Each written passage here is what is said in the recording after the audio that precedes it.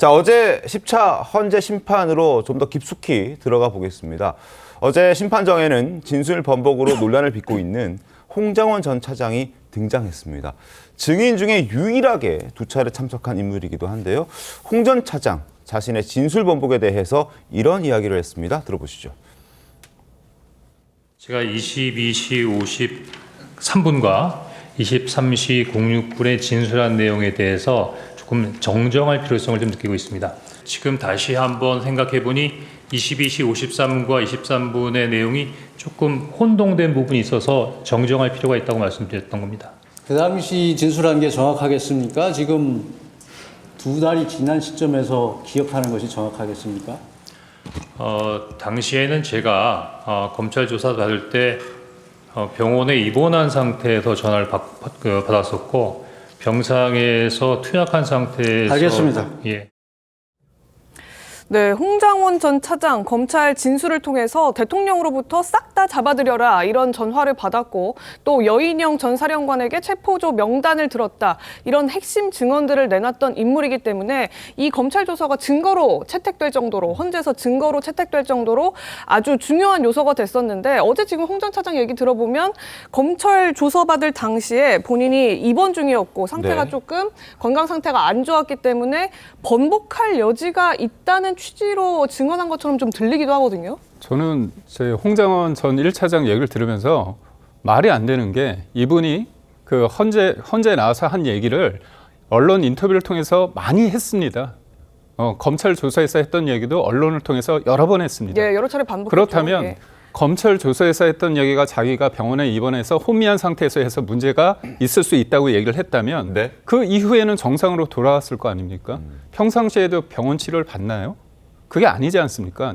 그러니까 이분의 거짓말은 뭐냐면 우선적으로 본인이 했던 것들을 교정할 수, 수정할 수 있는 그런 시간이 너무 많았습니다. 근데 만약에 어제 기일이 열리지 않았다고 한다면 국민들은 어떻게 알고 있을까요? 홍장원 차장이 어두운 컴컴한 곳에서 왼손으로 휘갈겨 서서 썼다. 그 얘기를 다 믿을 겁니다. 근데 그때 조태용 원장이 당신은 거기 있지 않았어. 사무실에 있었어. 그 얘기했을 때 본인이 뭐라고 얘기했냐면 CCTV 초단위로 다 공개해라. 내가 AI 기억력이 있는 게 아니다. 알고 보니까 자기가 사무실에 있다는 거잖아요. 그럼 그 그거를 안 시점이 뒤늦게 한 건가요? 아니면 아까 말 그대로 지금 생각해보니 그렇다. 그 당시 어제 생각한 건가요? 그게 아니지 않습니까? 본인은 시종일관 조태용 원장을 비판하면서 나는 공토에서 적었다. 그걸 계속 주장을 했고 저는 일종의 장치가 있다고 생각하는 게 뭐냐면 본인이 서서 했다고 하죠. 그다음에 휘갈겨 썼다고 네. 하죠. 왼손잡이라고 하죠. 네. 그 얘기를 들을 때 어떻게 합니까? 사람들이 이 사람 실제 경험했구나. 그런 생각을 하는 거 아닙니까? 그런 인상을 국민들로 하여금 갖게 해놓고서 알고 보니까 저 병원 치료 받아가지고 제가 한 거 보니까 사무실에 했다는 거 아닙니까? 근데 사무실에서 서서 휘갈겨 왜 씁니까? 정서를 쓰지. 그리고 그걸 제3에 왜 줍니까? 그러니까 이 모든 것들이 맞지가 않습니다. 그런데 그거를 회피하는 수단으로 제가 병원 치료를 받았습니다. 이거는 책임 회피를 넘어서 헌재에서 선서를 한 거 아닙니까? 네. 이런 법적인 책임을 면하기 위해서 술수를 쓰는 거라고 봅니다. 술수를 쓰는 것이다. 네. 글쎄요, 지금 그렇게 주장을 지금 윤석열 대통령 측에서 또는 국민의힘에서 그렇게 주장을 하고 있습니다만 제가 볼 때 그런 주장이 얼마나 이 헌법재판관들을 설득하는 데 도움이 될 수 있을까라는 그런 생각이 들어요. 왜냐하면 일단 이 홍장원 전 국정원 1차장에서 가장 중요한 건 뭐냐 하면 전화통화를 한 사실이 있는가. 그리고 전화통화의 내역이 사실적으로 정확하게 기록이 되어 있는가. 이 두 가지 아니겠습니까? 그렇다면 전화통화를 어디서 어떤 자세로 했는가 하는 부분이 그렇게 중요한 이슈는 되지 않는다. 어제 국민의힘에서 이 국정원의 CCTV 영상을 어떻게 구했는지 모르겠습니다만 저희가 이제 그 영상을 짚어보겠습니다.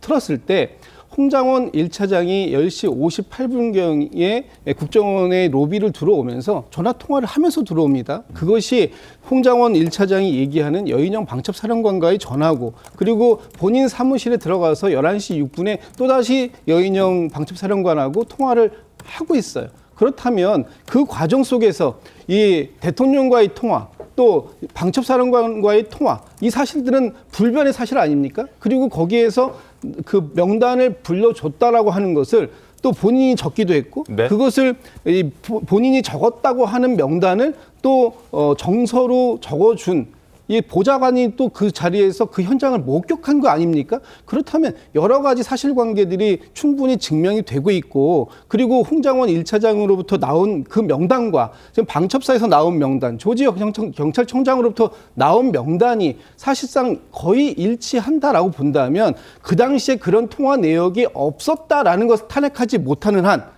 이 홍장원 1차장의 메모는 어느 정도의 증거 능력을 인정받을 수밖에 없는 거 아니겠는가? 뭐 이렇게 본질적인 문제는 바뀌지 않을 수 있는데 다만 이제 조태용 말씀 주신 것처럼 조태용 원장이 추가적으로 CCTV 얘기를 하면서 객관적인 팩트로 잘못됐다라는 얘기를 하지 않았다면 그렇게 됐다면 지금 이 홍장원 전 차장이 검찰 가서 했던 최초의 진술을 그대로 국민들이 믿게 되지 않았을 것 아니냐. 홍 전 차장도 아마 이 진술 번복한다고 다시 진실 고백을 하지 않았을 것 아니냐. 이 주장은 어떻게 보세요?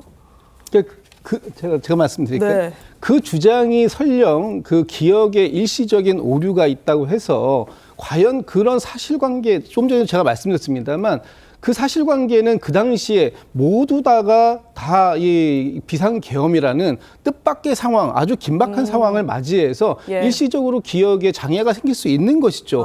오죽하면은 이진우 수방사령관도 당시에 본인이 어떠한 통화를 했는지에 대해서 전혀 기억이 나지 않은 걸 나중에 본인의 보좌관을 통해서 사실관계를 듣고 보니까 기억이 나더라. 이렇게 진술을 헌법재판소에서 했지 않습니까?